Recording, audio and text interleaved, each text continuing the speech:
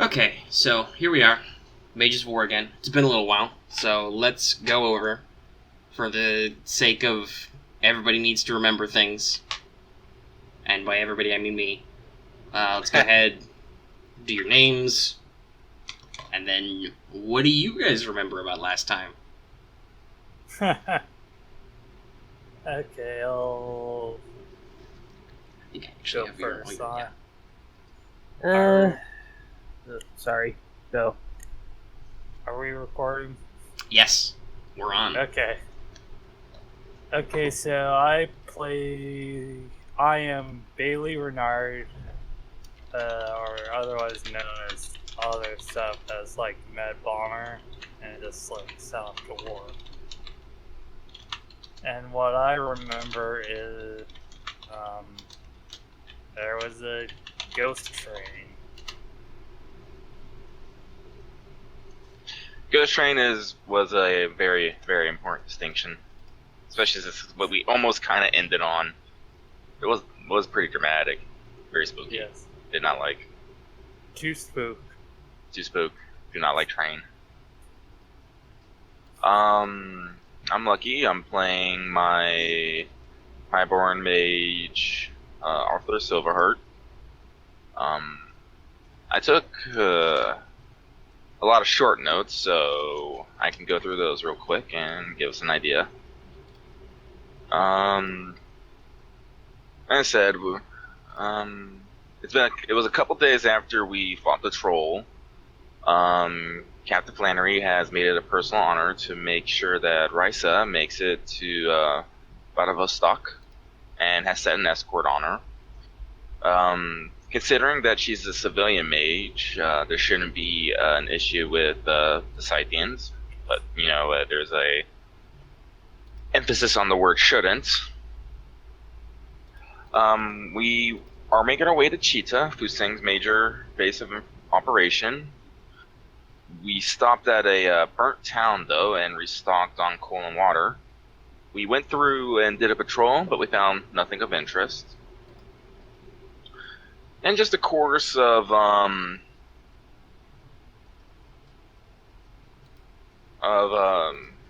around Cheetah and speaking to him, we learned of the independent white general Baron Julian von Strongberg of the Scythian nobility. He's been operating across the border recently into Mongolia, Manchuria. He was known as a vicious but dedicated commander who uses ruthless tactics. He may have burned a village to the ground because of rumors of red in the area. That was the village that we were investigating. Yep. There's been a lot of reports of minor sabotage to the rail, so we needed to be very careful because we were close to questionable territory. There wasn't a lot of combat. There's not a lot of combat in the current area, and the Fusang are not quite in the same situation as the federal states. One of the differences is they are not having the same logistical issues as we are. They might be just bribing some of the local warlords to look the other way, or have some other means of keeping people off their back. Let's see here. We have been cautioned several times that we stay on the white side of the rails, otherwise things will go bad. To kind of illustrate this point, there was a rescue of a second lieutenant, let's see here, Maris Seraphin, Mage Stella, whose flying unit had gotten shot with AA fire from a gun, who we were able to rescue from a very timely crash. Let me see here. That's not that important to note. More recently, like in the final night in the session, a lot of us got woken up. Myself and the Mad Bomber, sure, because with us keep finding people when you're running out of bunk space. So me and the man bomber decided to give up our cabin so the other girls can have a place to sleep because we're trying to win some hearts here.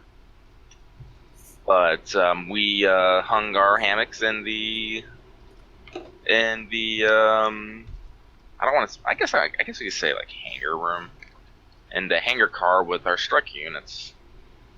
But that's one of the stations where we like to take a watch, and our lovely lady sniper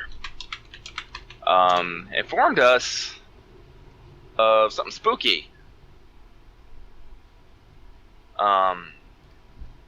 They basically a spooky metal stealth train that just ran on through the night. It may have something to do with the black ominous train that Maris Seraphin had spotted and shot her down, but we don't know yet. And then we totally fought a dire bear. It was great. It I roared a needed lot. to close out the session, so there's a bear. There's a bear. Oh, garage. Yeah. Yes, garage. The place for land vehicles. Yeah, technically, hangar is a space for storing aircraft. Yeah. I couldn't brain. That's okay. It's not a big deal. Alright, one person left to just cover it. Though I think with your extensive note reading, I don't think we need to go over what happened last session, specifically. Yeah.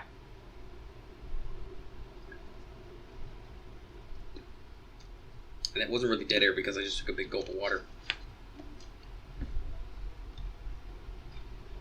Now it's dead air. Curbs. Right, you wanted me to introduce my character? Yeah. Just go ahead, because Right. it's been a while. Orphan, the guy is an orphan, and his name is James Wahlberg. He's pretty much the medic of the group. Alright, okay. Everybody here. Oh, Everybody's and good, okay. he has a a magical affinity with wood. Just so the listeners know. Alright, okay. So here we are, once again, in Siberia. It is the morning. You have did kill a dire bear. Yeah. With shotguns, even. Yeah. And now you got this question of the thing about what's it with the train to deal with. I believe everybody, after you roused the brain trust, and then you all watched the spooky train go by. So, I believe then that everybody went back to sleep. Yeah. Until Yeah. morning, and then they're, you're gonna wait till the train gets set back up, which should be soon, especially since you killed the dire bear, and nobody wants to stay here anymore. Right.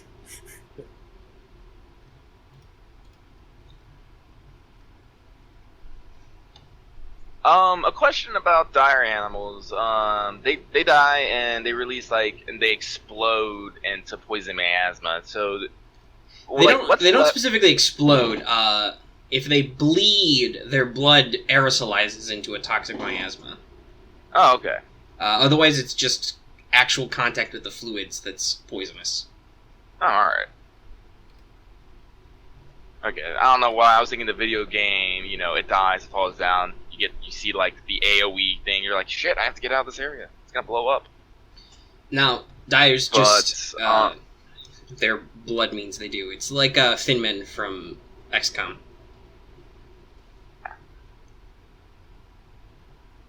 Okay. I'm actually pretty sure that Thinman actually do explode though. But, Well, yeah, they do when they die, but also when they take damage, they can pop into the toxic cloud. It's not really an explosion. Yeah. But yeah. But we're gonna it's a dire bear, so it's pretty freaking huge, right? Yes. I say we take its skull and mount it next to our troll head. As further warning as don't fuck with us. Sure. Now, How are you going to acquire said skull?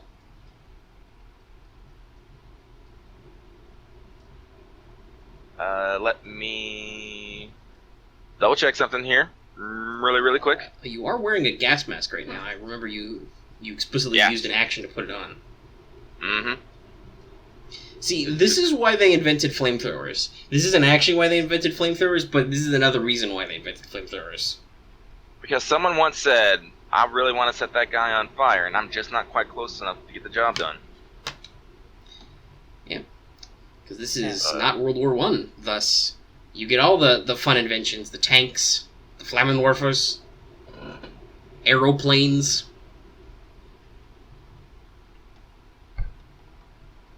Ah, Yeah, damn so- it.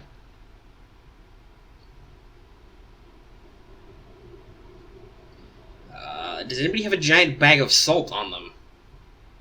I do. This is one of the things, mystically speaking, you use salt for. Yeah. Salt or soap. Well, I don't feel like scrubbing it, so let's throw some salt on this. Alright, Yes. that's gonna... somebody's got like a 5-pound bag of salt. The dire bear is gonna use up all your salt. Oh yeah, also I also want to cleanse the see if I can cleanse the I was gonna ask, can I cleanse the black mana from the body so I can harvest like more like a bone, so I can maybe like make a Yeah, no, focus? if you do a typical purifying thing, you can douse it in salt. Yeah, I'm gonna do the typical purifying thing. You Then I'm probably gonna- say a small prayer, you cover the body in salt. You probably make a salt circle around it. I was actually seeing if there was actually like a spell for like decay or purify or something, but I'm like, No, not really. And technically speaking, there doesn't need to be. You could maybe do that with ritual magic, but I think just for it's dead, so it's not like it can resist you. The mystical function of salt is to cleanse away excess ether.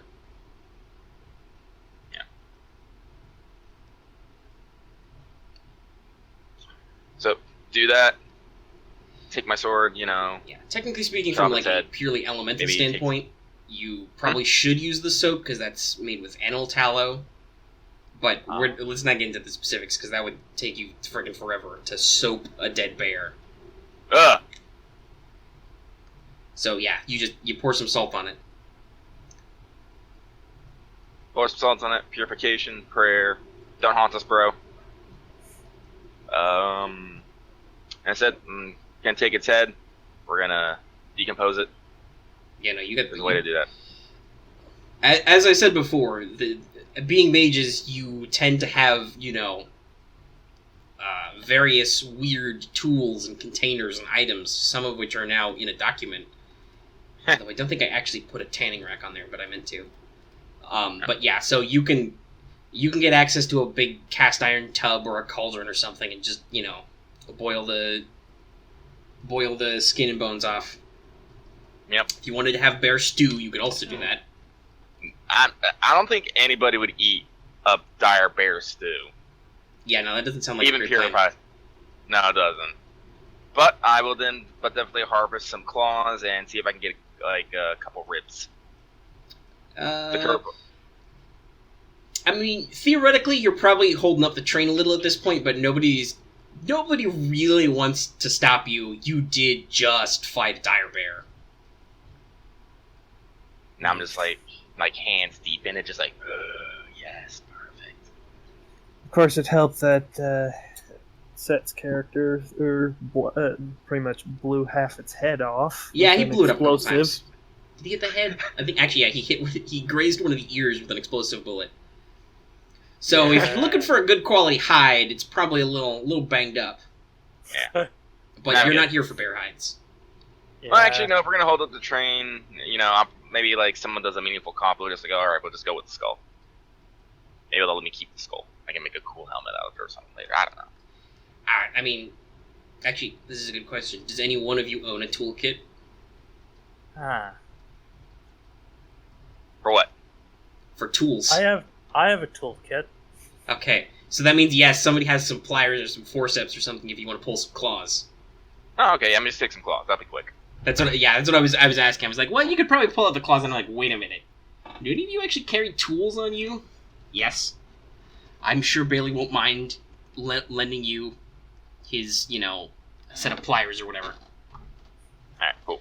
Also, by the way, for future reference, this would be a very solid investment for a multi-tool. And I have a multi-tool. Yeah, I'm just saying, for Lucky's character, for Arthur, if he's going to be disassembling corpses for mats and loot, he probably should invest in some equipment to do that. Yeah, I'm going to need a multi-tool. And probably a toolkit. Well, yeah, the toolkit helps with building it. things, but the multi-tool is just, general tools. But yeah, so...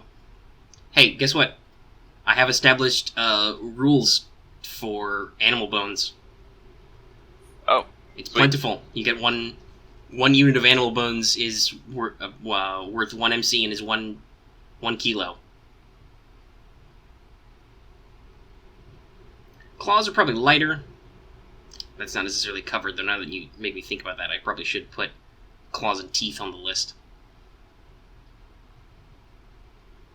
But yeah, so you've got some bear claws. That'll be good for ritual components or item manufacturing, or just you can make a really sweet necklace. That's going in my trophies, along with meteoric ore, Scythian vodka, and the pure water of Baikal. Yeah, see, you're playing the ritual and the random junk game right.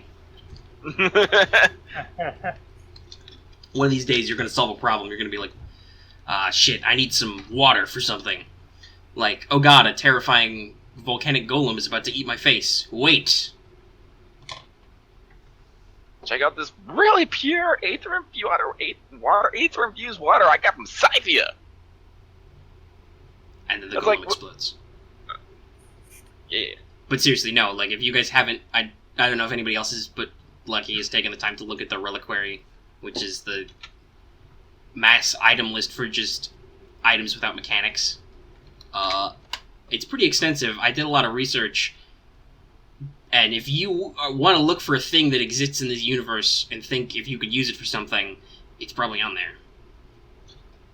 Like, as soon as I can get the XP, I'm getting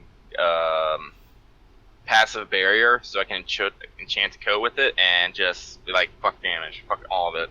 Yeah, no, all day, every day. Damage. Yeah. Yeah, that's right, I don't have tanning racks. But I do have the weight and cost associated with anvils, sinks, smelters, and table saws. They're heavy. Like, a table saw is 250 kilos. Okay. Well, yeah, so this is your, if you're ever wondering, hey, what can I get in this time period? Right here. Okay. Covers materials. Did I price? Yes, I actually priced all the musical instruments, not that it matters. Yeah, we got some containers, cookware, random tools, like if you want to buy a vacuum cleaner, fire extinguisher, typewriter, rope ladder, meat grinder, blowtorch. I think it was fun when I was going in here. I'm like, was this really around in this time? And then you look in, it's like, Jesus Christ, it's been actually around for like 50 years before this. Yeah, no, I looked in one of the Call of Cthulhu books, because they have some, like, what can you get with 1920s dollars? And I'm like, oh, hey, fire extinguisher. Wow, those are really that old? Yeah, no. Yeah, I think that was like a specific one, too. But, Alright, so yes, so you get some materials from the bear. You get its skull. You leave the rest. You probably have man fire, set it on fire. Just to make sure it's done. Is it on fire? Okay, good. I'm just, good. Okay, so you get back on the train. Alright, let's go! Yeah, train's rolling. And, let's bring it up to this captain, and someone who speak And let's see here. And Risa. And let's grab Brain. Oh, let's grab Servin. Yeah. Because So once again, you assemble the Brain Trust. Yep. Because Fun fact: this is literally what the command car is for. and I'm going to show them the scrap of paper of that Black Rose scribbled down of the name on the side of the train. I can't think.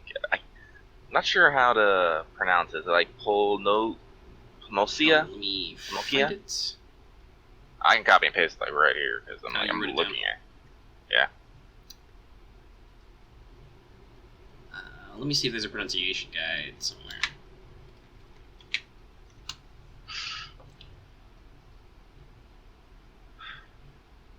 Was it text to talk Russian? I think it might actually be Polish. Polish, excuse me.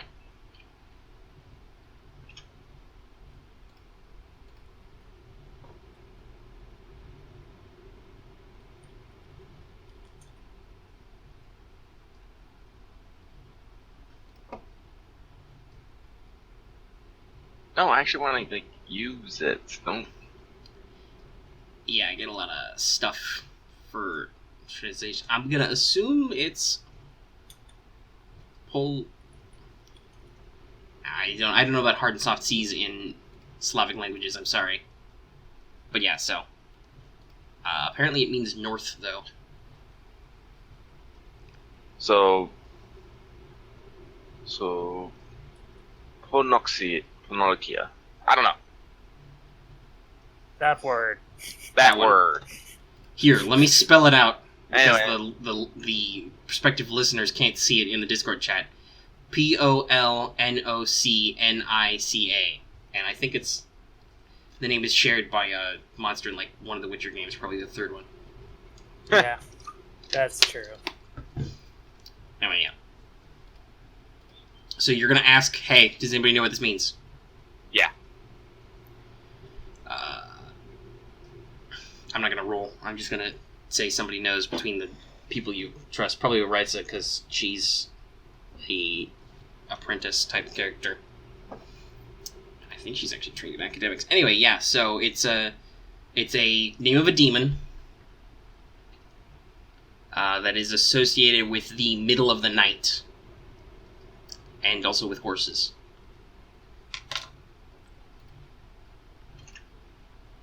So it's a kind of, malicious night demon.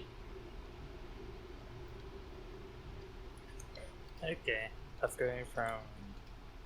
Okay, well my Train. yeah, my spook factor has quintupled right now. Is it time for us once again to bring back the mention of the Wooj? Whoosh. Yes. What? No. I don't think we're that bad at the Wooj because I am Woojin. Because I am Wooj as well. I am staring into the abyss. It's a Stare very back. old joke. It was from our very first Wild Towns campaign. Lucky's character was a non-magic based super, and thus, actually, you were introduced in one of the Mystic Adventures. There was like a Chinese sorcerer sending corpses after us. Everybody, Yeah. Chinese undead. So Yeah, there was a lot of the it was Wooj. It was pretty. Whenever something spooky, some magic happened you can't understand, Wooj. Wooj. My character did not like Wooj. He couldn't understand it. It bugged him. And I often tried to kill him. Yeah, magic bugged a lot of people in that game. Alright, so... I will, regale them with the story of this eerily silent, dark, magic-infused, angry-looking black train.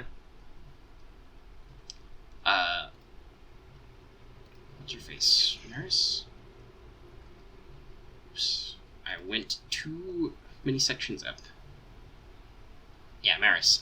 Will helpfully remark, oh, I think I got a picture of something like that. Yeah, I know, it's like, kind of funny.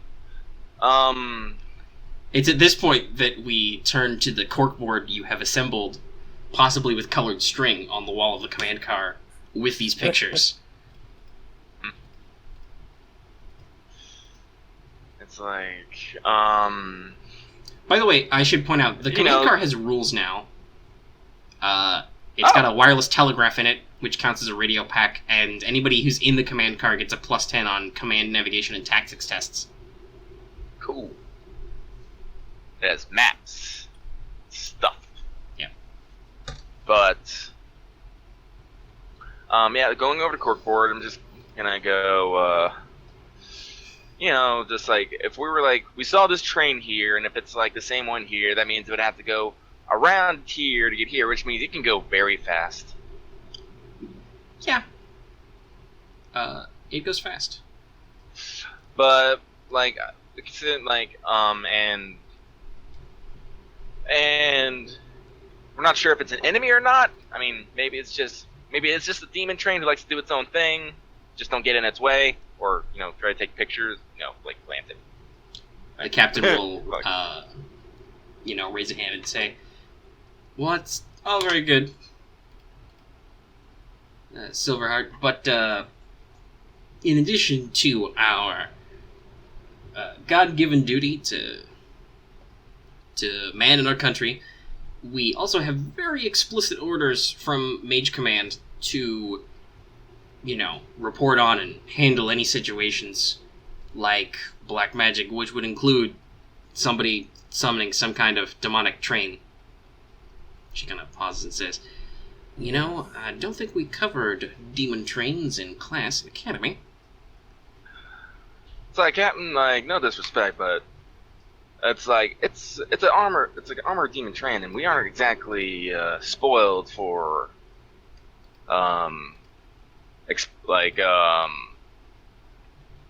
I'm trying to think of anti-material rifles and satchel charges.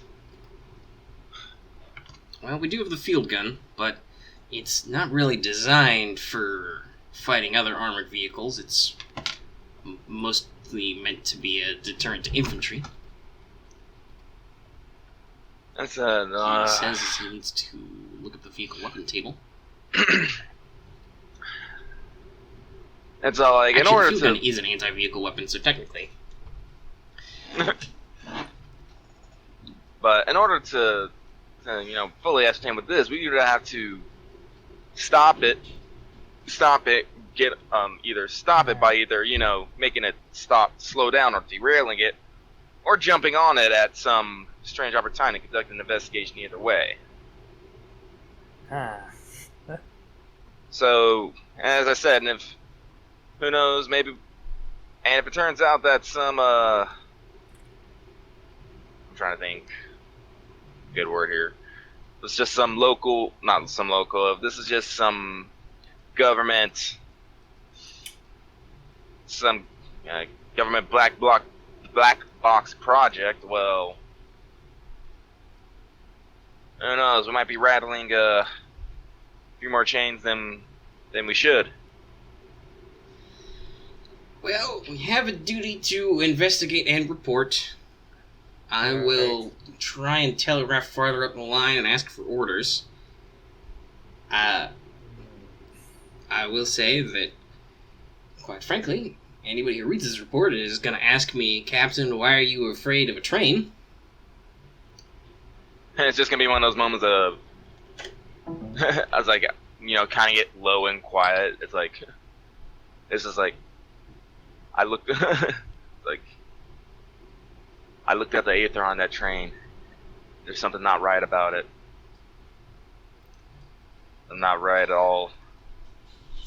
As much as my strategic mind accepts what you're saying means that it's probably a bad idea to poke the metaphorical bear, at the same time, you're not making a good case for me to put in my report that somebody shouldn't get up and eyeball this thing. She kind of clasps you on the shoulder. So, the train's gonna get moving. You guys relax. Let the first squad take the most shifts today. Have a root around in the cars, see if we can't scare up something from the supply company. They've got to have more than just artillery shells lying around back there. If we can find something useful, I'll have to requisition it from the unit. Yes, Captain. And, when we next find a place to stop, you can do that diplomacy you love to do so much. Kind of, sarcastically, taps you on the cheek. Just, you love talking to people, Silverheart. Why don't you go ahead and do that? Yes, Cap. Yes, Captain. Though, I would, perhaps not phrase it as, hey, have any of y'all seen this spooky demon train in the middle of the night? She deliberately plays up the hickishness of her accent. I do not think that would go over well. Understood, Captain. I'll refrain from mentioning it. Righto. Oh, though I would like to say, while we're all here, standing orders, nobody shoot the goddamn train unless I tell you to. Okay? No smart ideas? I don't want to hear anything about the train was coming right for you. If I do not tell you to engage this train, do not engage this train. Everybody got that?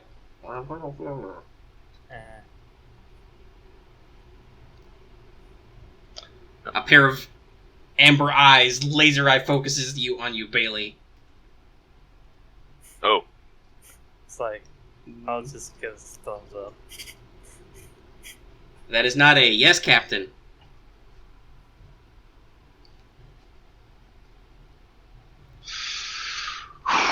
Temperature in the room ticks up a couple degrees. Are you going to say the words yes, Captain? Yes, Captain. Alright, good. Okay. This is why you don't put two fire mages in the same room. Makes it toasty. Alright, well, now I gotta go tell the captain of the supply company, hey, don't be surprised if we run into a spooky demon train. Again.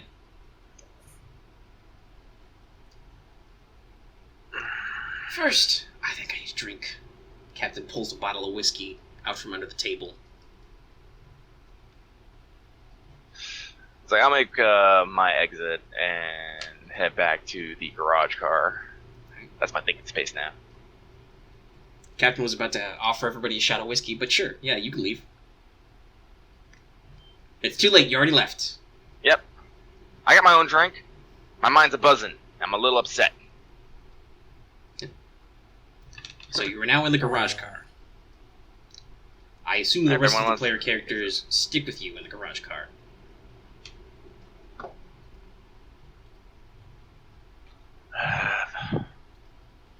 They didn't say anything, so they are now here. Alrighty.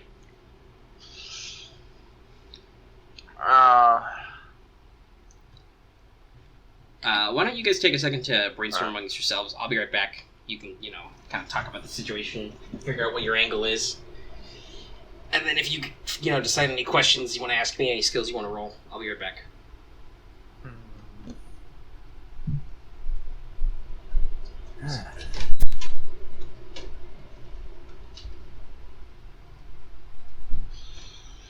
Well, if we're gonna fight a demon train, like I said, either we're gonna have to derail it, which honestly I could probably do fairly easily, but that means I'd have to get ahead of. We'd have to get ahead of the train. I'd have to, get out and literally break the rails, which I'm sure I can break the rails. I'm not sure if I can fix the rails, though. Yeah, that would be a difficult thing to do, and we don't know. It's like, so that's something. If the so-called demon train actually uses the rails or just rides on it for fun. Oh man, that is a good point. Oh, that'd be some shit. It's just you blow up the track, and it just keeps on going, then it turns around, it's like, you blew up my track. Like, no! It's like, this was not supposed to happen! Oh, man. Number 1445 bad plans.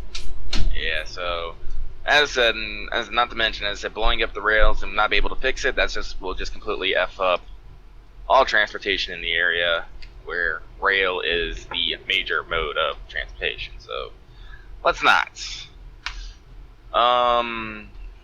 Other plans involve either trying to get it to stop via signals and whatnot.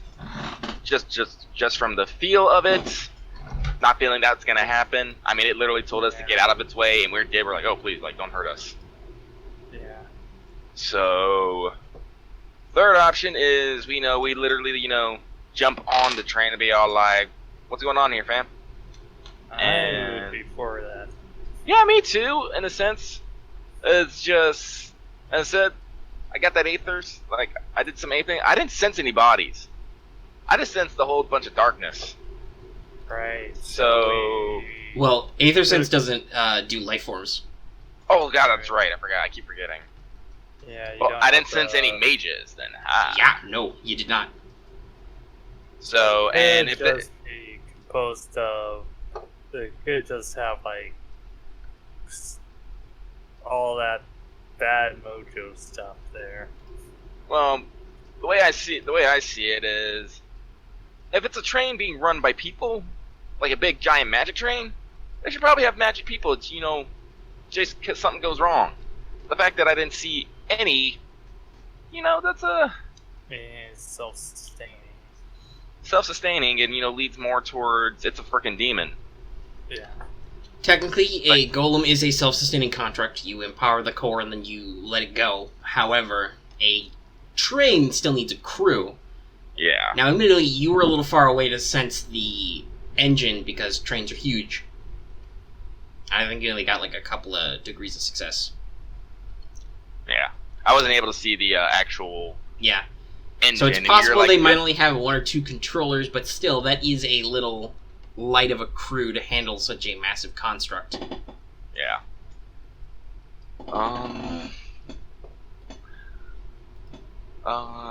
So if we do run afoul of this again, our probably best bet will be to either follow it on strikers, or we'll follow it on with our train, which could be difficult to do, depending on how fast it's going, because if Yeah. our estimates are correct, it can go pretty fast. So it is the best bet to try to have watchers that can maybe tell where it's going next. Yeah, so theoretically, the normal top speed on an armored train is about 45 kph. This thing seemed to be maybe going a little faster. Nobody really stopped some math. Also, theoretically, if it is a golem or it's possessed by a demon or some other kind of enchantment, it doesn't necessarily need to burn fuel in the traditional way, so it might be able to run harder and faster than normal. Theoretically, under normal circumstances, your train could be faster, but you're carrying a lot of weight in your supply cars. Theoretically, the armored train itself is maybe a little shorter. Let me see, how much did I note? Because I don't think I would have been able to count the cars.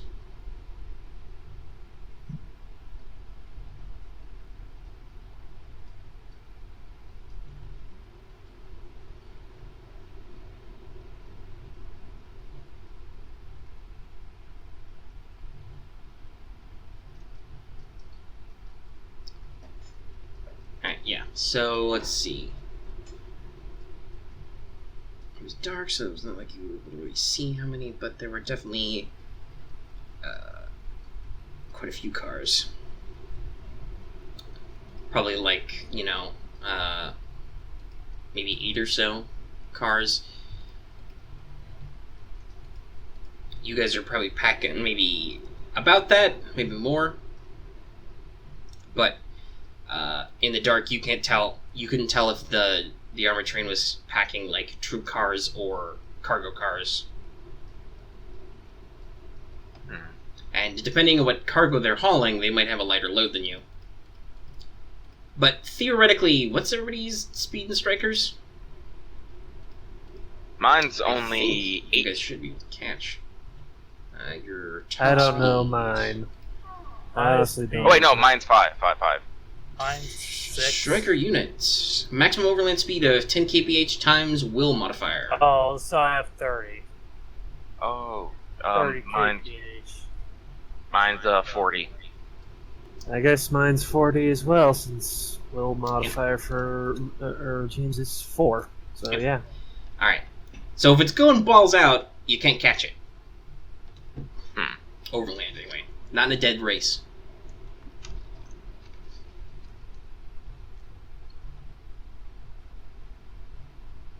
Well, hopefully it's not going full tilt when we see it. Well, actually, that's the thing about trains. If we catch it on a curve, trains have to slow down around curves, otherwise they will literally fly off. If we know it's coming, that'd probably be the most opportune time to get to it, but... Yeah. That probably requires some scouting, some thinking. Yeah... I don't know if Captain wants us going here, but Captain says we ain't gonna avoid it, but she also didn't say we need to go here and go off after it immediately. Yeah. No, she said you would investigate and report. Yeah. Now, if you were to tell her, Captain, we can't investigate the spooky train unless we go find it, she'll tell you to go find it. But if you don't say that, she also did not explicitly order anybody to go find a train. And she did say take it easy a little bit, so... So, Not to mention, if it only appears at night, it's morning, we got all day, we should do some planning and some prepping. yeah. That's right. It's like, we're mages. That's what we do. I know where the very try to map where the railways are. Yeah.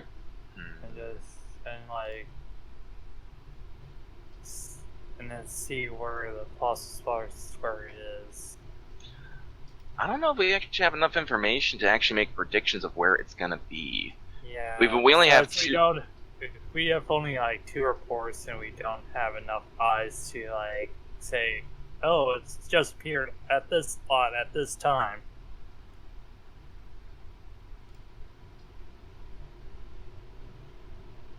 But we do know someone who has a broken flying unit. Hang on 1 second here. I'm gonna go check out something in the reinforcement spell list. Aspect, there we go.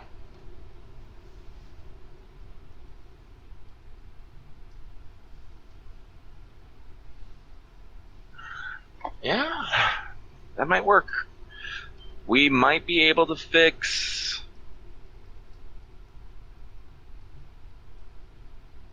Oh man, I know it starts with an M. Maris. Maris, thank you. Second Lieutenant Maris's flying unit. Ah, yes. With magic.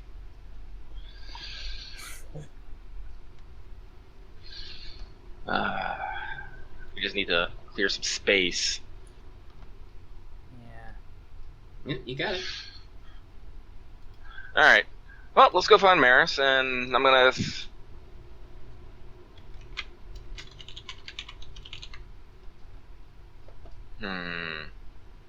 I'll just outline her as like... might be a little, what's the word I'm thinking? I think we might be able to fix your flying units, but we were hoping he could do us a favor and do some scouting for us, because we may have to deal with this demon train. Well, that's technically my mission. I can't complete it while my unit is down, so... got nothing else to do.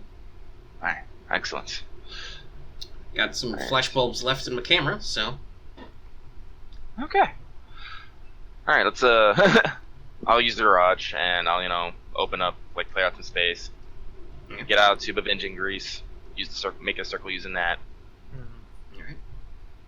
Let's see here. Let's get some random nuts and bolts.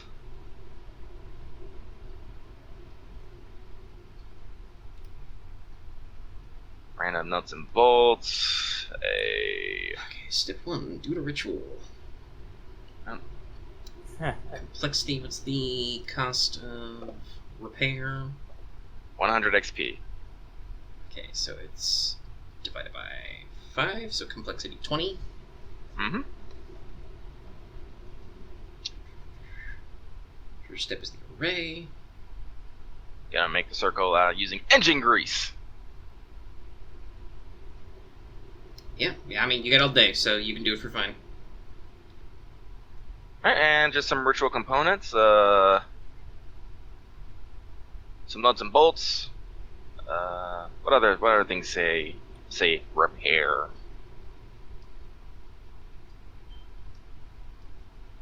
Anyone got a welder's mask? I don't think on them. Never mind. Let me check through my inventory here. See what I got here. Thinking about. Oh, spool of wire. Yeah, that worked. Yeah, alright, get some wire. I'll sacrifice that to the cause.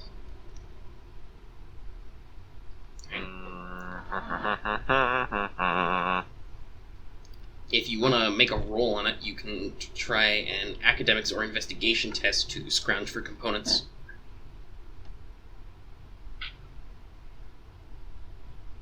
Yeah. I will do a. What were the two? Academics and what? Spellcraft? Investigation. Yeah, survivalism. Investigation. Yeah.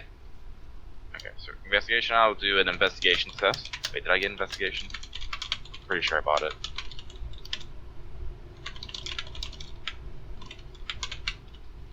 No, I didn't. But I'll still roll it anyway. Or not? Nope. Yeah, like 2 degrees of failure. Alright. You find some screws and maybe a single nut. Mhm. Or is it a bolt? You're not trained a mechanic, you don't know. And you can scrape some rust off a corner of the train where it got wet once. Other than that, you have what you have. Other people can attempt to aid you in this. I'll try.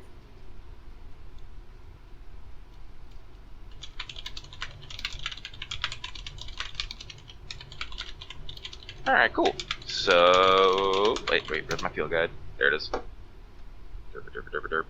Ah, Oh, that means I'm going to have to copy this over, because technically I just added a line about component cost. It just said that at GM's discretion, the mage can assemble ritual components using items already in their inventory regardless of cost. Yeah. So basically, I made it explicit. If you prep beforehand and then you move into a ritual and you're like, oh, I've already got this stuff lying around, you can use that, which might cost less than the static price of just getting items.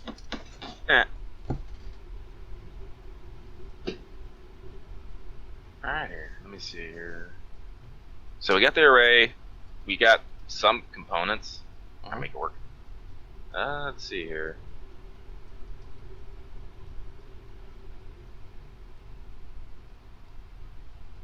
Oh, okay.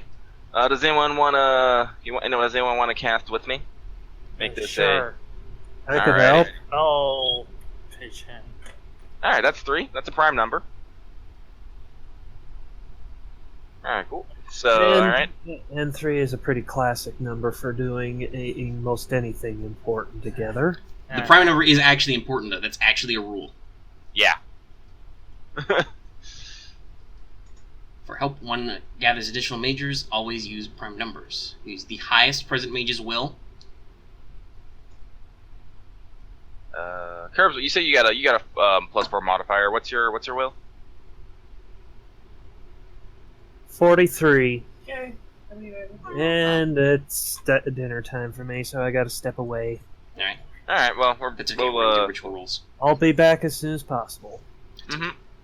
I was gonna say I got a 44, so I just get it, so I'll lead. And let's see here. Now, So, yes. is it +10 per No, it's plus additional 10 cast, or total. is it just It's plus 10 total for Okay. teamwork, and For then the each team. additional mage counts as a temporary point of luck, which can be spent on the ritual spellcasting. So you get a plus 10 to your spellcraft roll, because there's 2 yahoos here to help you, and then you have 2 points of luck, which only exist for the ritual roll.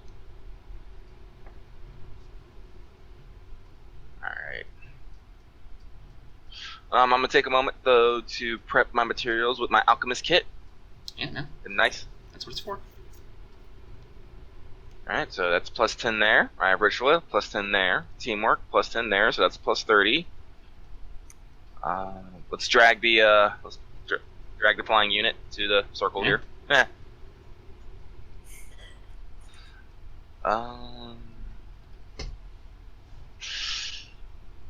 Anything else? Nope, that's it. Okay. Now we have temporary luck, so I'm just trying to remember what it does off the top of my head. I know it lets you re-roll. Can it add a bonus before the roll? I forget. Yes, luck can be spent to add a plus 20 on a test before rolling, to reroll a failed test, to increase degrees of success by 1, or increase an opponent's degree of failure by 1. Alright, well, let's spend one to increase... I'll spend one of our temp ones to increase the roll by 20, so we have a nice plus 50. Okay. So, I'm going to activate the Wooge. Lights are going to glow. Mm-hmm. Okay, so that's a 30 out of... Let's see here. Something 80, I think. Oh, no, No, 94. So, That's 6 degrees. 6 degrees of success. So you needed 2, and then the excess bleeds into degrees of success for the spell, because it's a regular thing, which is actually pretty good, because it takes the item from destroyed all the way to no damage, because it goes light, moderate, heavy, destroyed. So you go up 4 steps from destroyed to no damage. Oh. Bitchin'. In a single 5 minutes. This is why help is good. Yeah, it is. Yep, so, yeah, degrees of success. Yeah, 4. So, it is shiny. Yeah, it, it kind of makes reverse denting sounds as things, pop out. Some of the nuts and bolts and screws you had lying around just, magically levitate and slot back into place. Paint that was scuffed off seems to just, come back instantly. And yeah, you've got a fully repaired flying unit. Alright. There we go. Make sure that the Aether core is fully charged. Yep. And present it to... and present it to Mars. Alright. She's Italian, so there's a lot of the hugging, the kissing on the cheeks. Mm-hmm. Everybody gets hugs. Alright. There you go. Find out what you can. It's like I'll give her our route, our route, so she can find us later. Surezies. Yeah. I mean, I know we're on train tracks, but I'm pretty sure there's a lot of fucking train tracks. I mean, she could theoretically track you, but it would be easier if you just tell her what route is in, so she can figure out where you are. Mm-hmm. It's actually a good question. Does the standard Megi still have navigation trained? That's a big no.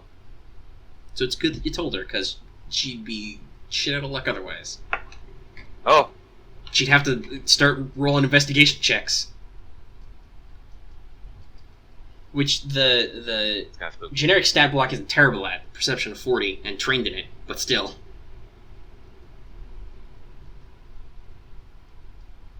Alright, Alright, yeah. So she gears on up, Rhonda salutes and just whoop, flies up in the air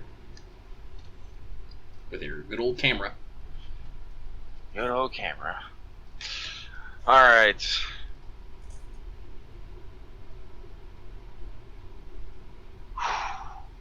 Let's go talk. Let's go see if the good old quartermaster stashed an anti-material rifle. I believe our good lady sniper requested one.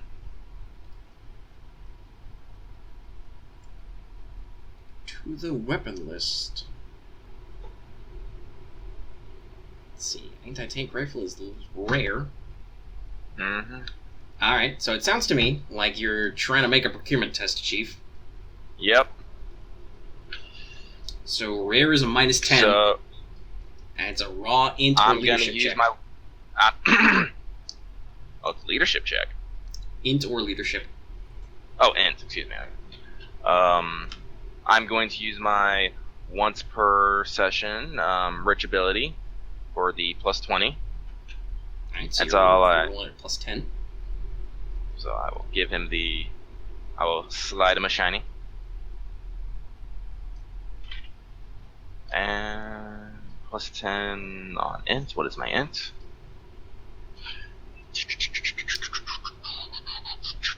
Or leadership if it's better. I don't But think int it's is probably better. Actually, no, they're the same. Huh. Oh, that's only gonna put me at a 42. I don't like those odds. I need something. I need to. You got a couple. I mean, everybody rested, so you should have full luck. Yeah, alright. I'll spend a point of luck, get a +20. That puts me up to 62, which I like. I'm gonna roll. Make sure I got the right dice. Oh, I rolled an 8. That's bitchin'. So 8 out of 62. That's 5 degrees of success. Alright, so he kind of, looks one way, looks the other way. Kind of sighs. Alright, let's go to the back. Because basically, the procurement test is intellect or leadership based on what your angle is. So, leadership is like being authoritative and finding somebody who's lower ranked than you to order or bully into doing things for you. That sort of thing. Int is like bureaucratic, like finding specific rules and regulations and forms to fill out. Mm. I would assume, since they're the same, you probably went the leadership route. Yeah, probably. I said they're both the same, so I didn't really think about this. Spending rich on it probably means you pulled out actual, not military credits, but like actual American dollars you had in your back pocket still. Mm-hmm. And we're like, look, this isn't doing you good right And now. so- When we get back home, here's a stack of tenors. And so, yes, there is a big, heavy crate in the back. Pops it open. There's your shiny anti-tank rifle. He's like, scrunches up, a metal tin full of ammo. Thank you.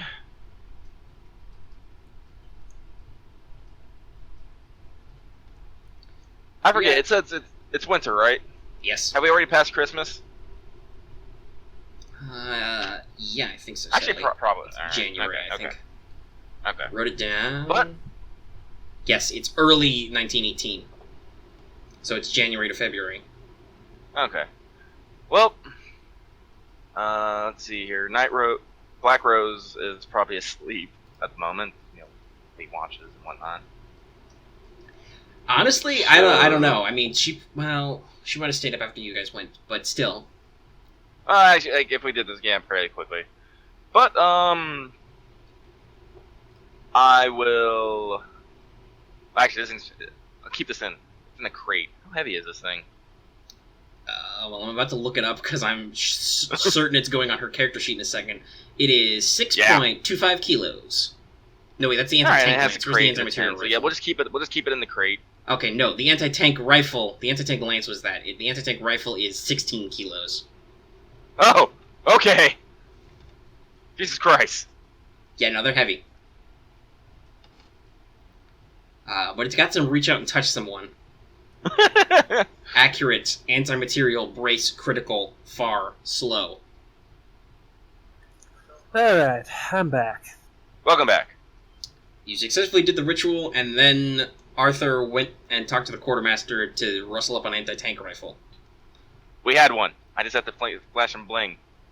Yeah, so by the way, the quartermaster tells you, so I would appreciate it if either you gave this back, but I'm assuming you're not going to give it back, so this is lost now? We'll just... Maybe it fell off the back of the train. Listen, I had it. It's not in my inventory anymore. I don't know what happened to it. I understand. For the greater good. But, alright, so we'll, pack up the crate. We're probably, I don't know, like, if it's in the crate, maybe it takes 2 people. Seems kind of awkward. Yeah, probably. Bailey, help me carry. Bailey, give me a hand with this. We're gonna carry this down to, Alright. to our cabins. And we get to the room that, Black Rose is in, knock on the door. See if she's in. Yeah. I mean, Captain basically told your squad that you guys aren't going to pull any shifts today. You're working on this problem, so yeah. Yeah. Probably yawns a little. You smell the gentle smell of brewing tea. Mm-hmm. Yeah, just apologize for him. Just apologize for the interruptions, but since you did request one, and frankly I see very good reason for you to have one, I'll just pop open the crate. Okay. So, Calanthe smiles. It's a little scary. Mm-hmm. It's one of those, full-blown cat smiles. Which is a little scary coming from her. And she's like, wow, Warrant Officer Silverheart, you shouldn't have. That's a lie, you totally should have. She kind of picks it up, cradles it a little, starts checking it. Never been fired. Excellent. You have the ammunition, I presume? Yep, gave it a 10. That's like plenty of, I think you have enough that you can probably get some practice on it. As I said, might cause bits of a noise complaint, but at this moment I will basically tell them they can deal with it.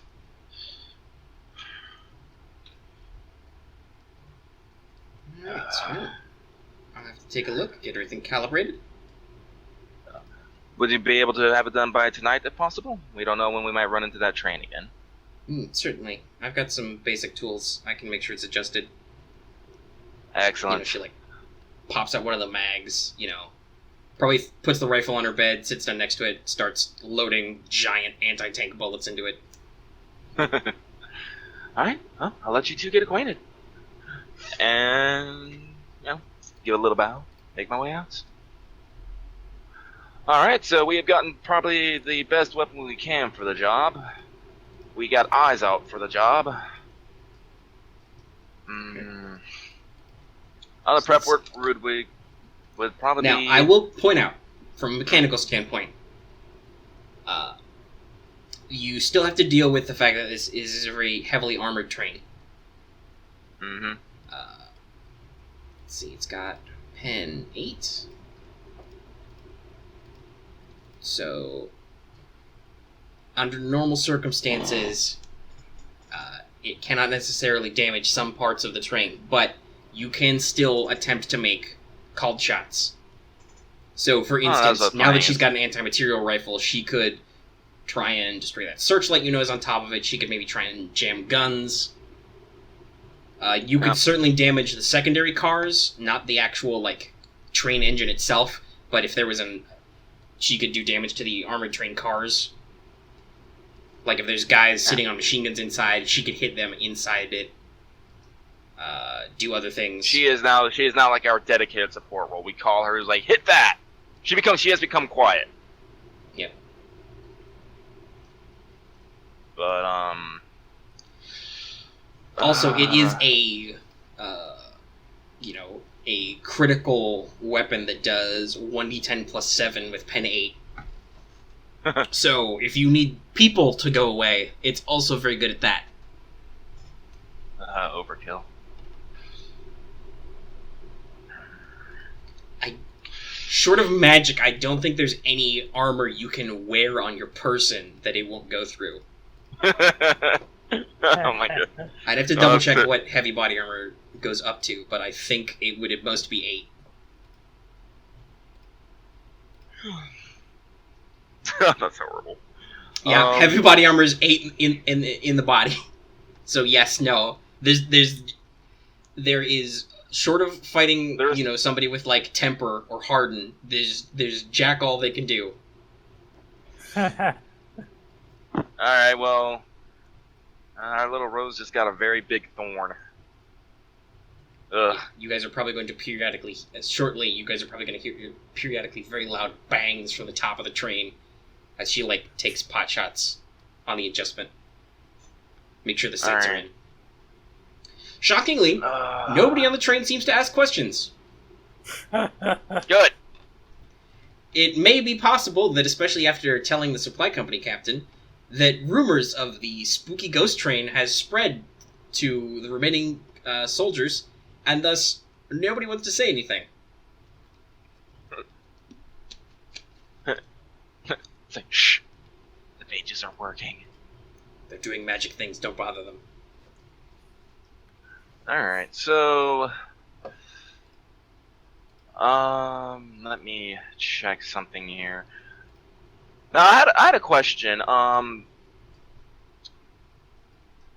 With passive spells, how long does and if you have a passive spell like magnetism, it has the active effect, but it also has the passive effect. For plus 20 athletic checks for metal surfaces. I make a enchanted item that just has the passive effect, and how long would that last? Lasts a year and a day. Year and a day. Okay. Everything lasts a year and a day unless you enchant it permanently, which then it lasts 101 years, but it's very easy to make it go again. So if...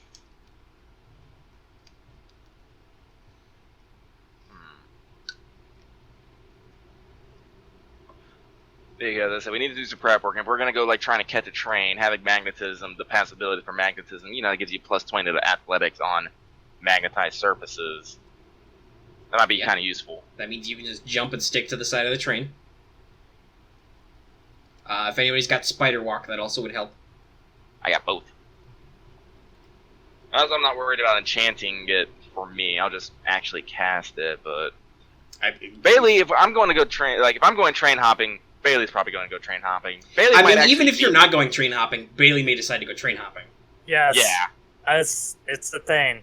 It's the thing. Yeah. So that'd be pretty thrilling to jump on the train and try and blow it up from the inside. Well, yes. Honestly, that's not actually. It's a pretty damn good idea. Bailey, how many satchel charges do you have?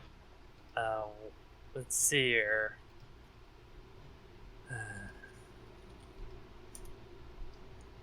Let's see here. I have one, but then I also have 2 time bombs.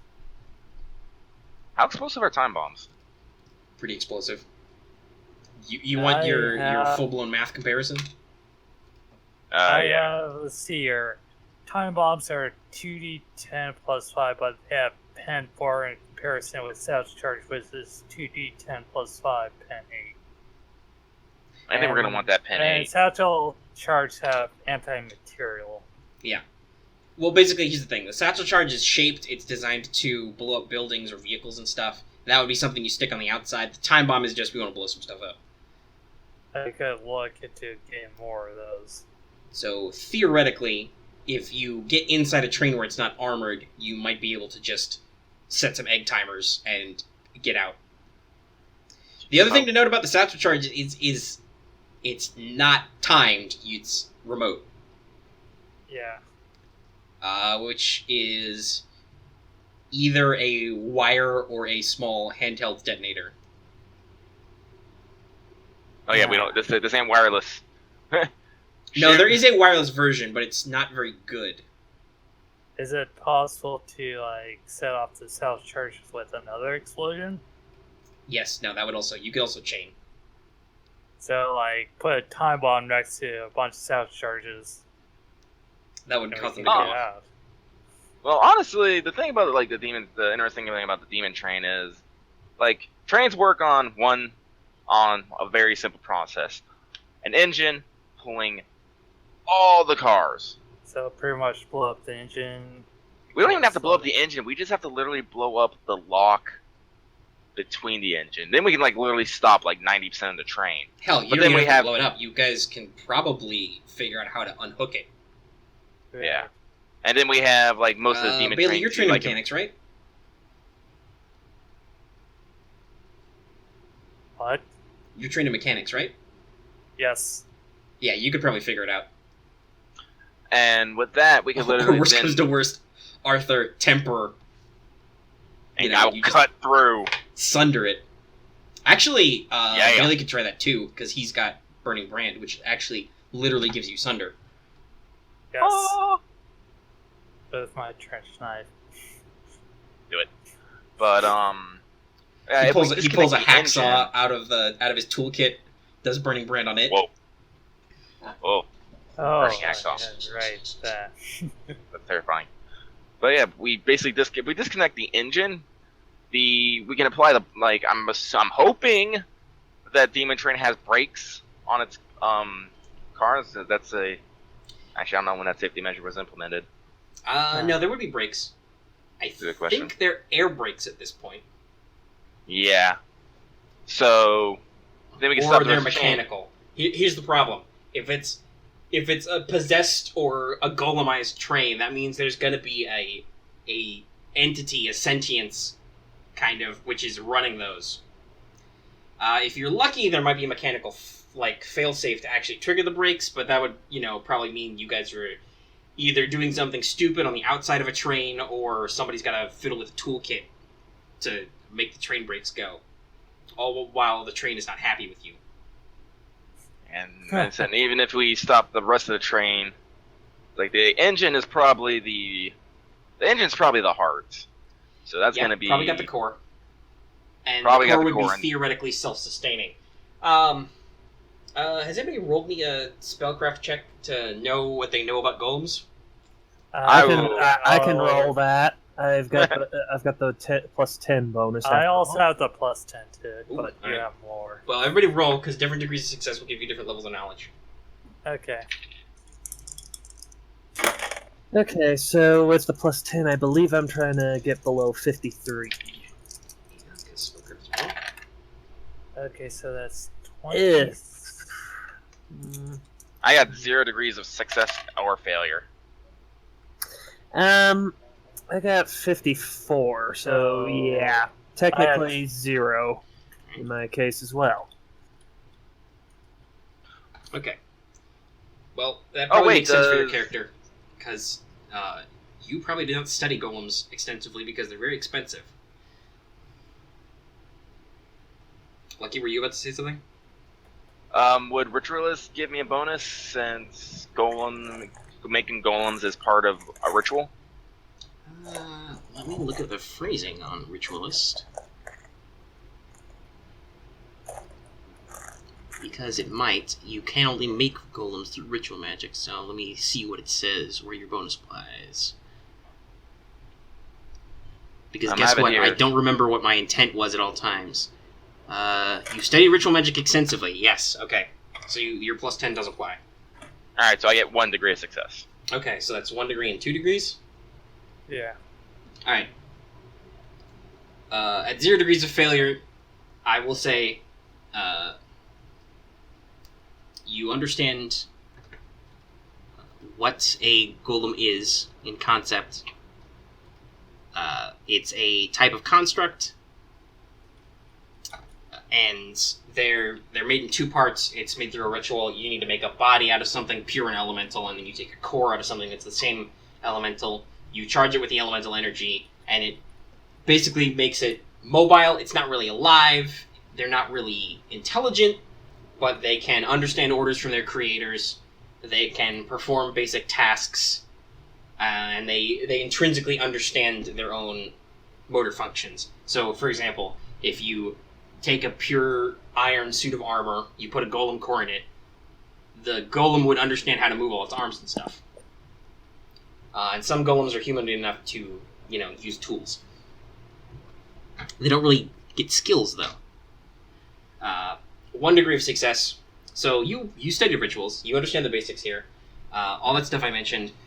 Golems have to be made of the same elemental materials. So if it's a metal golem running a metal train, that means it's got to have a heart that's either metal or gem of some kind.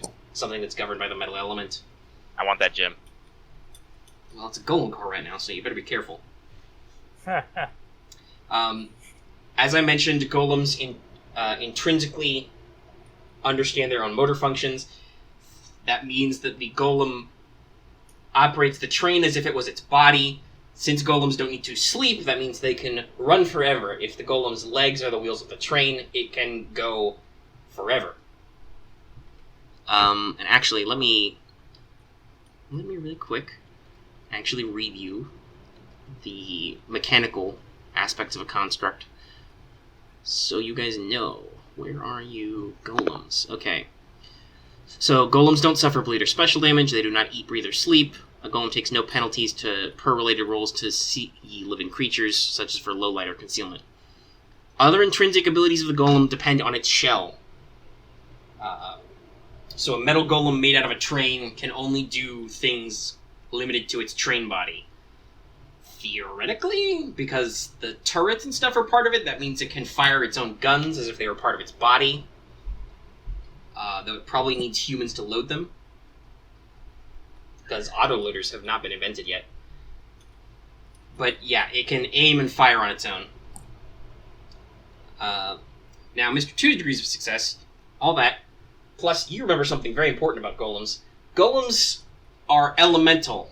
They do not like coming in contact with their counter-element. It actively hurts them, it can inhibit their abilities, and, destroy their enchantments.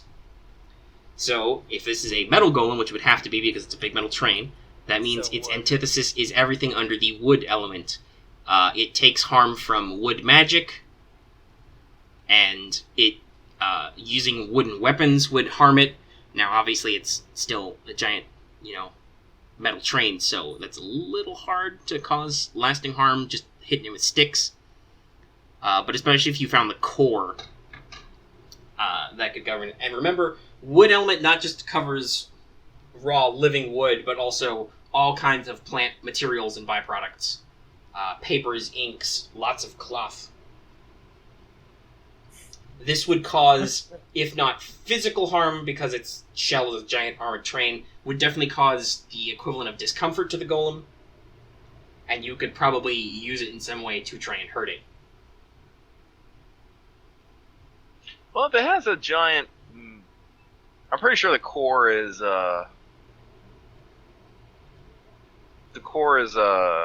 a giant metal core, and it's taking wood. We can literally, wrap the core in cloth and be all like, no, shh, go to sleep.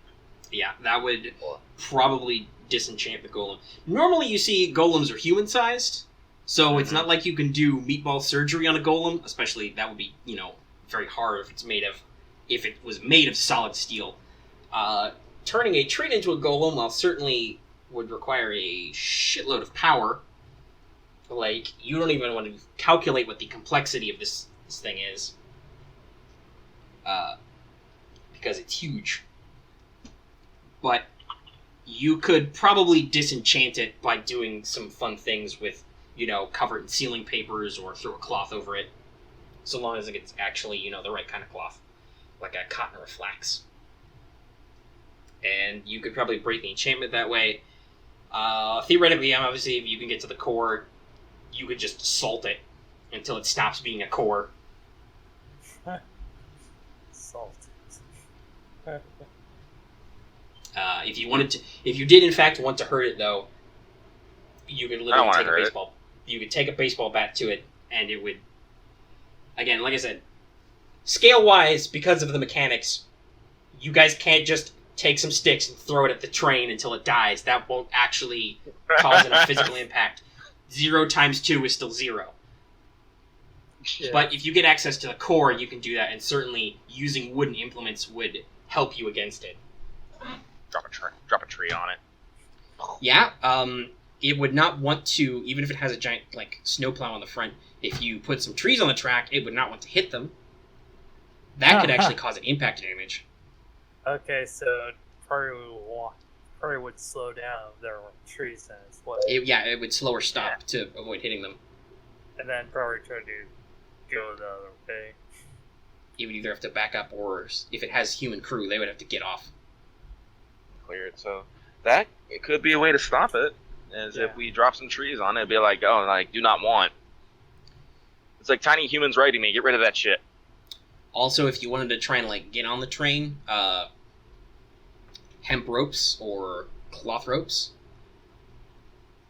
I am not carrying rope. Do you know how heavy rope is? It's fucking crazy. Rope coils are very heavy, yes. That's accurate. Like, You need to wait a few decades until they invent carbon fibers and better synthetic polymers. like rope. Wait, where is it? Well, let me tell you, because I made a character who carried rope. Oh yeah, here it is. 22.5 kg. Yeah, so that's about 50 pounds. Just rope. Just 30 meters. 90 feet. Which you're gonna need, because, train and length and shit. Ugh. But, alright, so let's, so we can drop some... Well, if we can get an idea of its route, we can maybe get ahead. We'll probably actually have to leave the train and cut across open terrain, because, as I said, as long as we're on the train, we have to play by the rails, and who knows. But that requires we have to wait for Second Lieutenant Mars to come back. So that's definitely an idea. If it's dealing with the wood, bring James along. He can help us out there. You'll have to figure out how to get him So- on the train. Yeah. I don't know. I'm pretty sure he'd just be angry. I'm pretty sure the train would be very angry if it's just the wood mage on him, just like, get it off, get it off. Yes.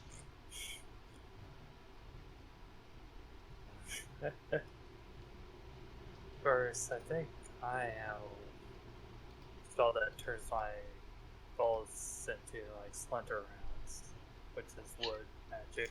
Actually, though, I would say would- that. I said earlier that mechanically, the anti-tank rifle doesn't hurt it. I should also remember that Calanthe is a wood mage, in part, Alright. and Oh, that yeah. means she does have Turn splinter her- rounds. So you can turn anti-material rifle rounds into. Oh, that's kinda splinter scary. rounds. Ugh. Oh god. Which means that, yes, she can theoretically do chip damage to this thing. Wow. Okay, but And it would find that very unpleasant. It'd be all like. It'd be sort of like a little gnat bite on it. I don't think I spent XP for the last session on her yet, but she also has growth and shape wood. As spells. I mean, she's got some other stuff. She can do venom rounds, curse, poison breath, decoy. Right.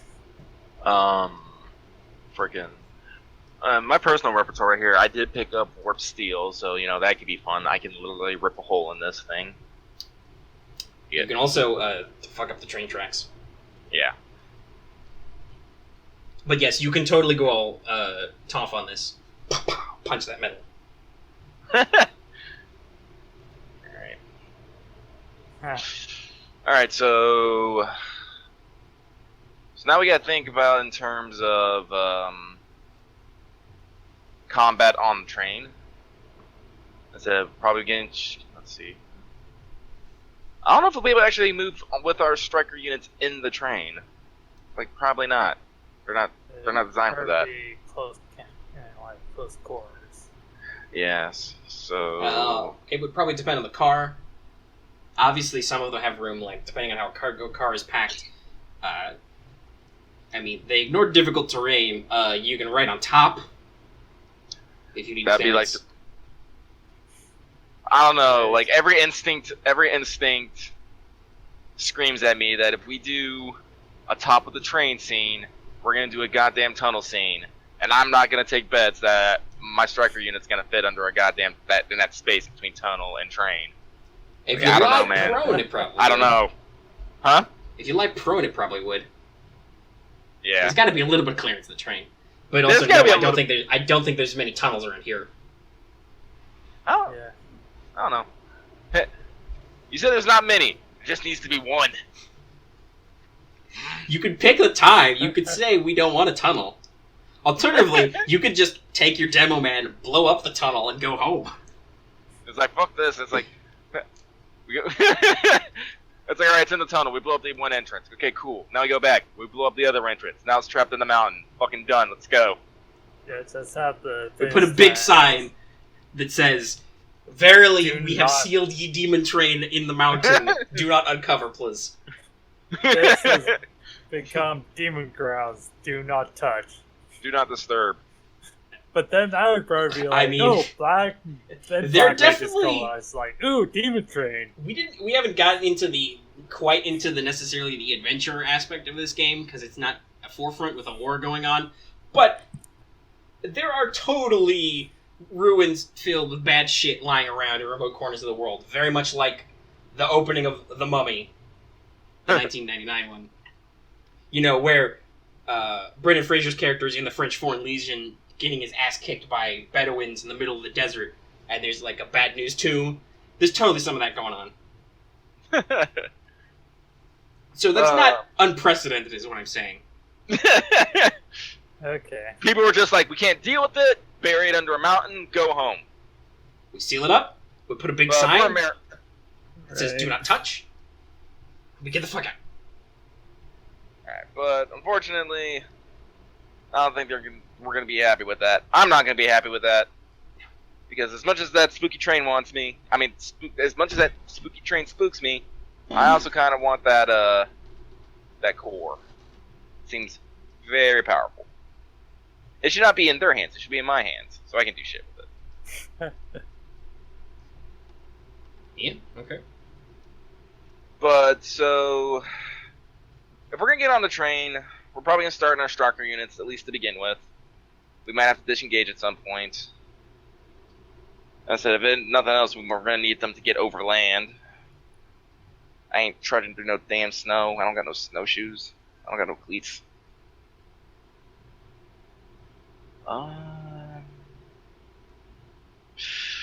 So, potions. We should make potions. Potions are fun.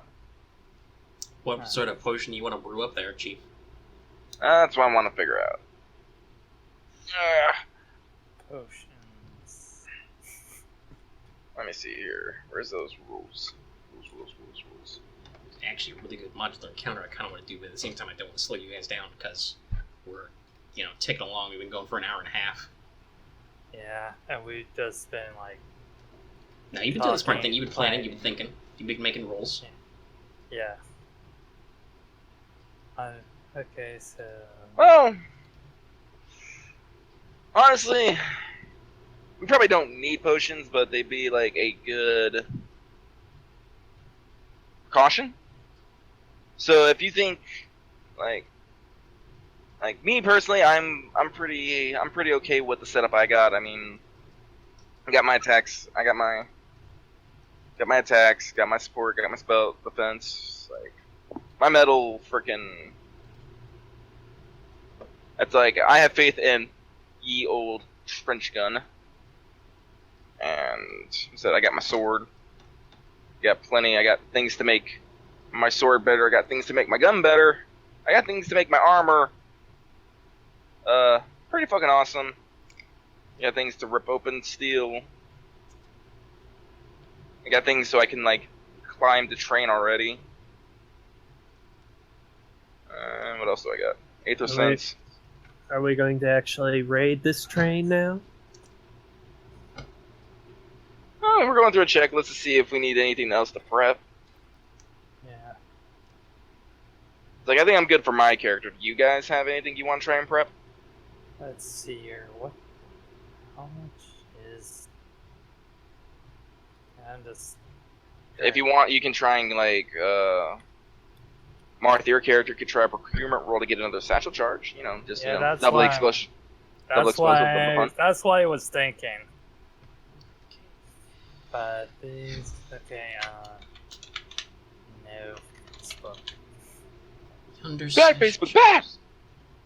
Uncommon, so that's a +0. Yeah. Okay, so +0. Procurement is Into intelligence leadership. or leadership. I'll use intelligence. So that's the same.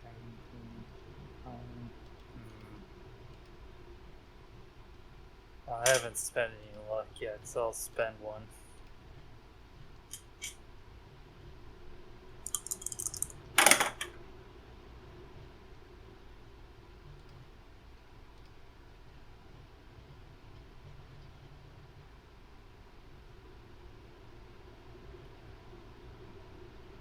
Okay, so that is 22 out of 59. Alright. You successfully scare satchel charge. Yeah. You're like, hey, I am unit demo man. I need more demo. I need more explosions. Demo, Shows what demo, satchel demo. is on. There's fun there. Huh. So, yeah, you got a satchel charge. 5.1. Okay. You rolled pretty well, so I'll say you can have the more rare wireless detonator. Yeah. That's got 50 meters range. Okay. Which, So- speaking of explosive terms, is really short. Even if it's only like blast 2, that's still 50 meters is really close to being your bombs. That charge is only blast 2. The beauty of it being Alright, short. so Time bomb I think is blast 6. Because a time, I don't think it's explicitly like stated, but no, the time bomb is literally just like a bundle of dynamite with an egg timer stuck on the outside of it. You know, Fallout style, Okay, so that's or a blob of why. like blasting clay or something, gelignite, whatever your preferred explosive form is. Alright. syntax. Well, we're not quite to Semtex, but there are basic plastic explosives. Curbs, any prep work you think your character might do? He's mostly here just to make sure you guys don't get torn to shreds by some chance. And also, maybe his magic will be useful. Alright. Yeah, in any case, I don't think I think I'm prepared as I can ever get.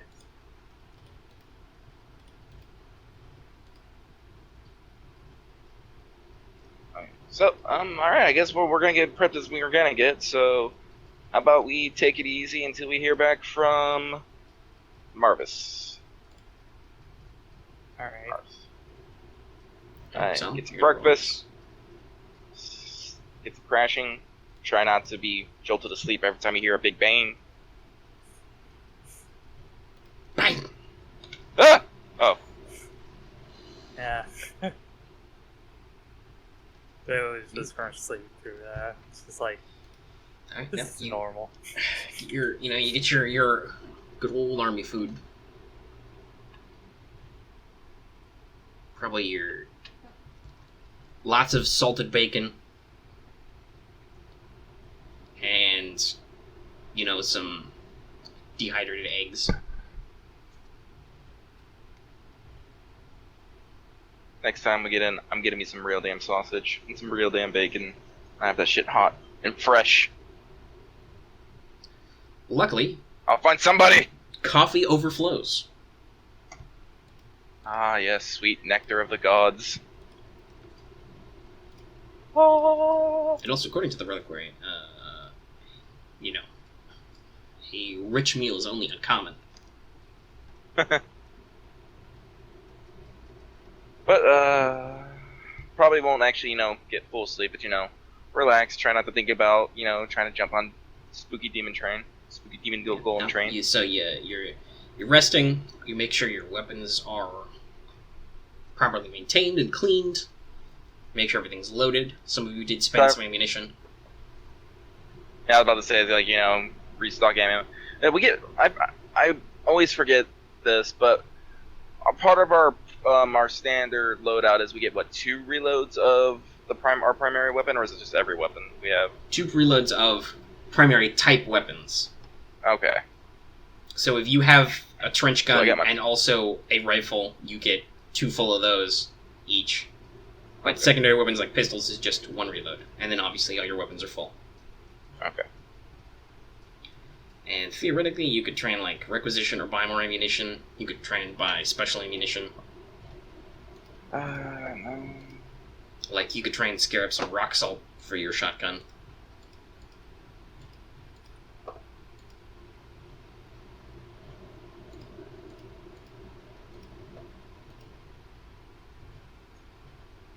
I could probably pre-enchant one of my reloads, couldn't I? Yeah, those are indefinite until you reload. Yeah. And so if I put it on the, I don't know, would that work in a shot? That doesn't work. I don't think that would work in a trench gun though, because it's not a, isn't it hand fed? It's not a cartridge. Is it? Let me check. Yeah. Well, I think It's not in a clip, but they are, it's got a magazine. Yeah, It's an internal magazine. Chant the submachine gun with splinter round. Right. If you're not planning on reloading it, you can go ahead and cast that. Yeah. I think I'll leave mine be. Who knows what I want? And now, I'll cast on the fly. I know that's. Okay.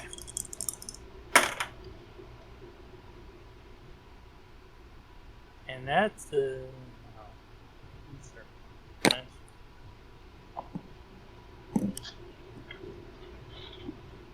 Alright, Persona theme. I gotta stop you.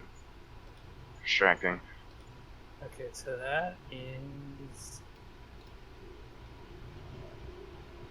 There we go. 44 out of 47. Well, okay. So, That, you have a choice. I don't have any degrees of success. Yeah. That's a 0th degree of failure. Yeah. So, it's a spellcasting roll, so you can pick. You can let it fizzle, or you can push. Okay, so pretty much it's, does it get any degrees of success and it's a failure, pretty much? Yeah, right now you've rolled 0 degrees of failure, so it fails, nothing terrible happens. Well, I mean, I got 44 out of 47. Oh yeah, that's right, you got doubles. I was just about to say that. That is a mishap, unless you want to spend a point of luck to reroll. Oh, okay. So, let's see. You could do that. Or we could let magic mishaps happen. I kind of want to see what magic mishap happens. I think I want to see that happen. Yeah, Yeah, screw it. this will be fun. It's gonna Okay, be fun first and time. hilarious. It's our first magical mishap. It's gonna be great. It's like fire mage Yeah, it is. casting wood magic. Yeah, that's especially relevant. 62, Greater Backfire. The spell backfires with a particularly large shit. explosion of force, completely destroying any armor or clothing with an armor value of 4 or less, and damaging all carried or worn items by 1 step, and unsecured items may be lost and blown away 1d10 meters. So,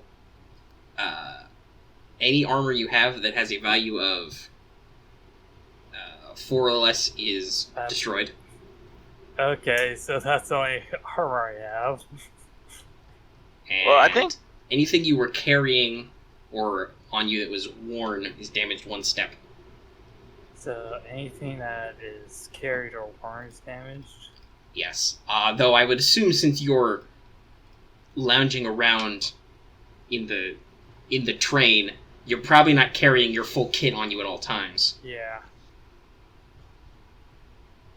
I probably So would probably be- whatever just the gun you were using is damaged 1 Yeah, step. I probably just had my gun, my knife, and whatnot. Oh, and obviously you had a focus. Yeah. I'm focused, So item damage is... as items, I'll just break it down once. Yeah, so that's light, small cosmetic damage, no structural damage, -5 to test to use the item, fixed as a full action with the mechanics test. Okay. So SMG. By the way, other guys, you guys hear a loud bang from inside the train, possibly boy. with a slight ringing tone, kind of a. just open the door. Bailey, what did I say about explosives? Oh, Wood doesn't like me.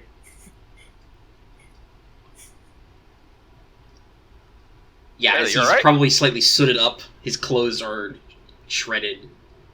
Just like, I'll probably need some more body armor. wow. You could probably And I'm, wreck. you're right, and I'm going to have to fix my weapons anyways. Yeah, your SMG is probably cracked in a couple places. Got some soot on it. Well, if you want to piss off the quartermaster, you could always go swap them out for new ones. I mean, theoretically, that's the SMG and the armor is part of your kit as a career, so that's supposed to get replenished. Yeah, Between so that's what I'm missions? saying. If you want to go piss off the quartermaster, you can go get that replenished. Or we can just Right. try and fix it. It's like I did fix the. I have my own tool, so I should be able to fix it. Yeah, it's just a mechanics test as a full action. I mean, I'm talking about the body armor. Like it was fully That, destroyed, yeah, right? that's toasted. Can only be salvaged using a specialized shop or facility. Or magic. Yep. Alright. Yeah, so. So the you're armor's probably gone. have to There's go like to- little tiny iron plates scattered around whatever room or train car Yeah. Bailey was in. Hey, I keep them, man. That make some good components there. Right. But yeah, just report to the quartermaster. Tell him that you had an incident. Requesting your your backup suit of body armor. Yeah, well, that's what I'm going to do once I fix this stuff. Alrighty, good man. What happened? I was trying to cast splinter rounds. Magical mishap. Yes. I mean, Well, I'm glad. to Yeah, see no, you that are- happens. I mean, that happens occasionally. You guys would Yeah. know this. Spells. Yeah. I was just like, this is the first time I actually tried casting this spell once I read about it. It's Oh, not that's- uncommon that's- if you're not practiced in magic. That's all right. Well, I'm glad to see you're unharmed. As I said, just But it was fun. It's like, I'll give him the thumbs up. yeah, I'm giving Awesome. my double thumbs up, manic grin. So keep that positive attitude, Bailey. We're gonna need it. And I'll leave him to his devices. Yeah, that's a pretty middle of the road result. Could have been worse. Could have been worse. But Luckily, it could only be so worse. I think the highest he could go, I could have rolled 100 because he got 0 degrees of success or failure. So it would be Ether Burst. Okay. Which causes basically a raw mana to explode out of the ground or rain out of the sky or something.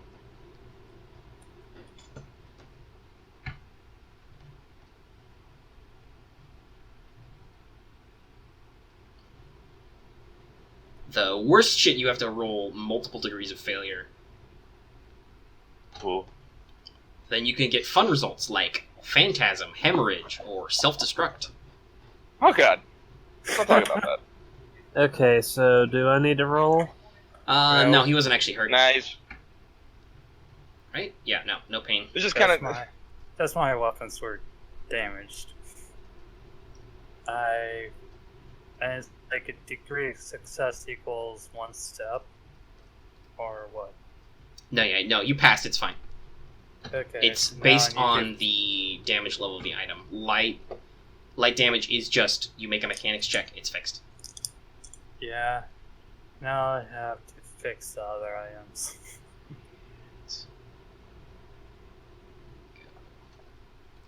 So yeah, it goes light is a full action affix, moderate is 1d10 divided by 2 hours, and then heavy is 1d10 hours and it's a -10 test, and then destroyed is you need a specialized chopper facility. I think there could have been funnier results on the mishap table. There could also be way more benign ones. Yeah, I'll just scroll all these in the background. Yeah, alright. So 9. So yeah, you guys are just relaxing. Nobody wants to cast any more spells to prep or anything, right? Yeah. Otherwise, I think it's gonna be a while. Yeah. No. Okay. Okie dokes. So probably let's see. Later in the day, towards the evening, your friendly neighborhood flying mage comes back. Actually, let's roll academics to actually develop the photographs. So while I'm looking that up, she gives a report. She flew ahead of you. Mm-hmm. There is, in fact, the armored train passed through. And she was able to find it. Let's see. What territory? Because I got a lot of stuff for this.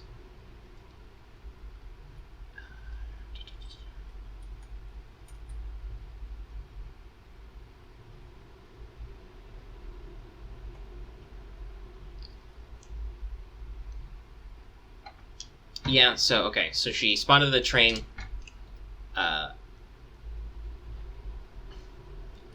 So it's pretty,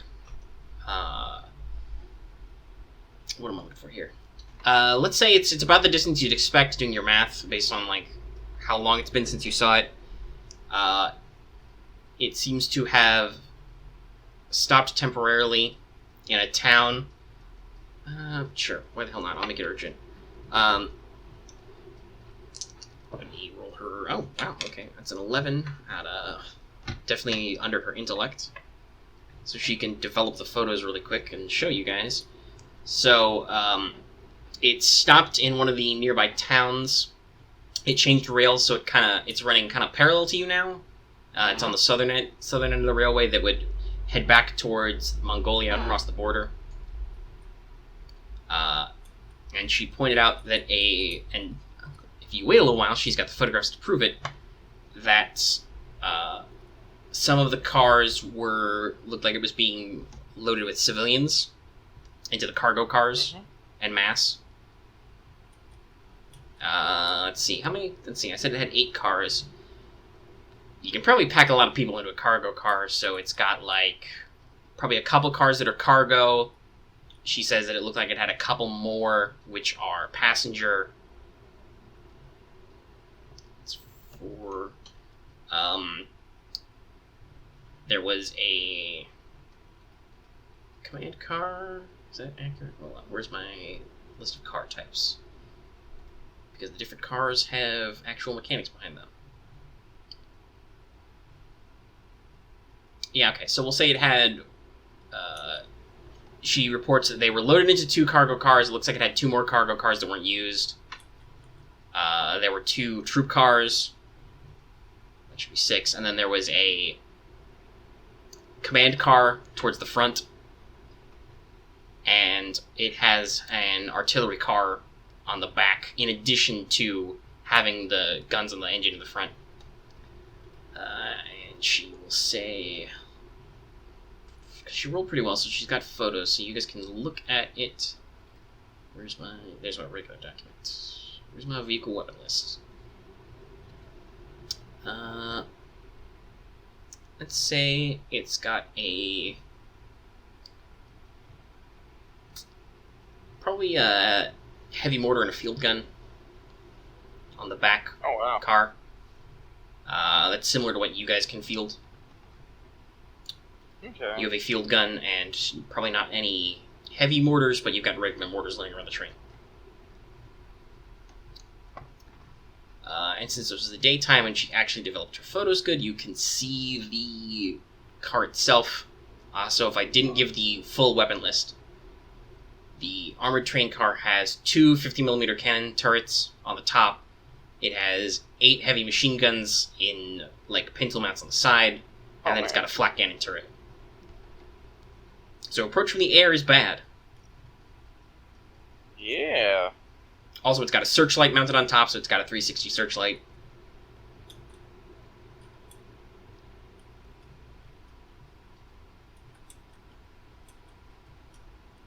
Might need to shoot that.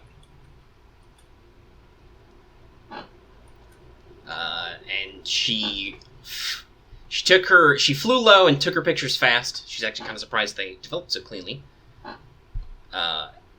And moved out. It looked like nobody noticed her because they were busy loading people up. And the soldiers were armed. Their uniforms were a bit ragtagged. They were... some of them were wearing the colors for white soldiers, but most of them were basically unmarked clothes. And they were using a mixture of Scythian equipment and some Fusang stuff. Anybody trained in tactics? Anybody want to make an untrained tactics check, assuming you're not? I'll try. Might as well give it a shot. Yeah. So that's intellect based. It's Because remember, tactics is your skill to not only make plans of battle and coordinate them, but also to determine what. Since I don't have training in tactics, I have to do half. I have to try and do half of my intelligence, right? Mm-hmm. That's a big fat hella no. That's a no.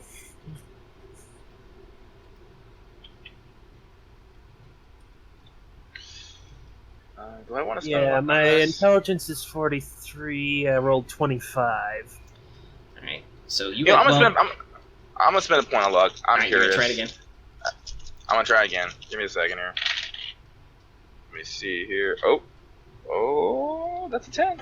I think that might do it. It's because my intelligence is. Oh, son of a bitch. It's not enough because if my intelligence is half, that gives me 16. I need a bonus somewhere. I need a magical bonus. Niet. Another 0 degrees of failure. Yeah, I'm at 0. Alright, well, 0 guys. That kind of sounds like what reports you remember, because you talked to some people about Baron Sternberg. That kind of sounds like what his regiment should be armed with. They would either be using their own supplies or they'd be taking resupplies from the Fusang in the area, because that's what they're doing a lot, supposedly. Mm-hmm. But the pictures are too far away for anything concrete. You think it could be, but you can't be sure. Like, if somebody asked you to be dead certain before you... Like, if the captain asked you to officially report, if you were being 100% honest, you'd be like, I can't be sure. Yeah. And you get into other additional information about the troops or this train.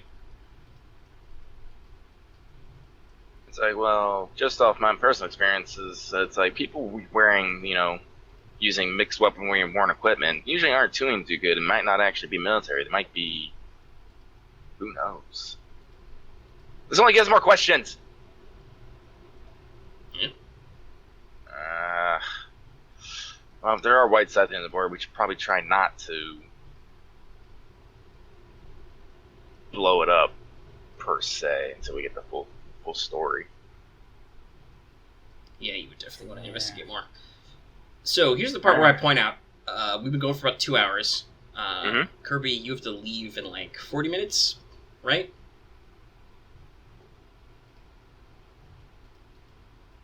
Kirby, Curbs. buddy? Sorry, one more time. You have to go in like 40-ish minutes for Friday Night Magic? Oh, I almost forgot about that. Yeah.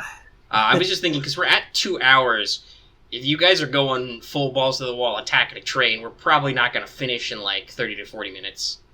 We're probably not. It I might be a guess good we'll time just since have we're at to the 2 hour mark to just call it and do another session where you guys can Right. go whole hog on fighting things. Yeah. Because combat takes a long time. Yeah. Is everybody okay with that? Yes. I'm perfectly okay with that. Yeah, me too. As I said, I forgot to sleep, so I'm kind of running on some strange Yes. energy. Yeah. That's okay, you've been doing pretty good. You're letting that sleep madness take over. Mm-hmm. Sleep madness. Oh, I know all about the sleep madness. But with as of like, honestly, I know we didn't really do a lot. But I like planning sessions. I like hammering out plans and acquiring stuff. Yeah, so no, I and still had fun. you guys did actually do some things. You made plenty of rolls. You were like, let's find an anti-tank rifle. Got it. Let's find some satchel charges. Got it. Let's put get an allied resource back in the area by doing some ritual magic. Yeah. You definitely thought about it and you did your things. Yeah. They even had some exciting things happen. Yeah, like we And that means experienced I can backfire. actually use that, because I made a modular encounter roll earlier, but I was like, I don't want to bog you guys down. But that'll actually be fun, so we'll probably start off next session like that. Okay. But yeah, like, I still had fun, even if it was a bit of a slower session. That's okay. Learn We do stuff. slow stuff sometimes. Yeah, we. Oh god, there's a term. It's the setup to the building of tension. Yep. It's that we're about to start that incline. Alright, so, let's see. Let's call it... I mean, you guys actually accomplished some things which were kind of hard. You knew what you were doing. Let's call it 100 XP, I think. It's not much, but it's enough for a little bit. You guys are saving up. Any questions, comments, or suggestions before I turn the microphones off? None. Nah, I'm good. Nope. I gotta sleep and then come back to this. Alright. That's good. Get some sleep.